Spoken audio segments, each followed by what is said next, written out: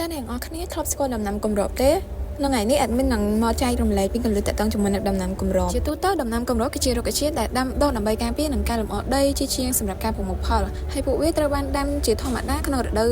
បិទរដូវឬនៅចន្លោះដំណាំសំខាន់ៗដើម្បីផ្ដល់អត្ថប្រយោជន៍ផ្សេងៗទៅដល់បរិស្ថានហើយមួយវិញទៀតហ្នឹងគឺដំណាំគម្របហ្នឹងគឺជាការអនុវត្តដ៏សំខាន់ក្នុងការធ្វើកសិកម្មដែលប្រកបដោយនិរន្តរភាពនិងកសិវិទ្យាជួយរក្សាដីឲ្យមានជីវជាតិនិងសុខភាពល្អផងដែរមកអត្ថប្រយោជន៍សំខាន់ៗនៃដំណាំគម្របវិញគឺមានដូចជាគឺការគ្រប់គ្រងសំណឹកដីឬនៃដំណាំគ្របដណ្ដប់ជួយទប់ដីទៅនឹងកន្លែងហើយកាត់បន្ថយការសំណឹកដែលបណ្ដាលមកពីខ្យល់និងទឹកផងដែរទីនេះគឺការលម្អរចនាសម្ព័ន្ធដីគឺការរីកលូតលាស់នៃដំណាំគម្របអាចជួយបំបែកដីបង្រួមដែលធ្វើឲ្យវាងាយស្រួលសម្រាប់ខ្យល់ទឹកនិងឬរុក្ខជាតិដើម្បីជ្រាបចូលទៅក្នុងដីផងដែររីឯចំណុចទី3ហ្នឹងគឺការជួសជុលអាស៊ូតដំណាំគ្របដណ្ដប់មួយចំនួនជាពិសេសពពួកស្មៅដូចជាផ្កាខាត់ណានិងសណ្ដែកអាចជួសជុលអាស៊ូតពីខ្យល់ហើយបន្ថែមវាទៅក្នុងដី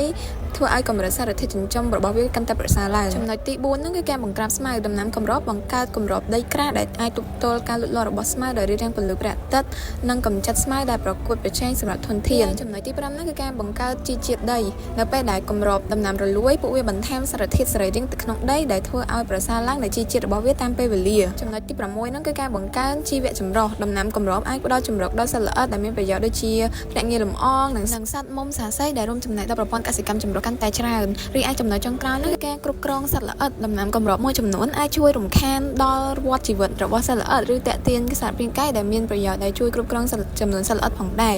សប្តាហ៍ក្រោយ admin នឹងមកជាមួយនឹងប្រធានបទថ្មីៗអញ្ចឹងកុំភ្លេចរងចាំមើលទាំងអស់គ្នាណាអរគុណជម្រាបលាជួបគ្នានៅវីដេអូក្រោយ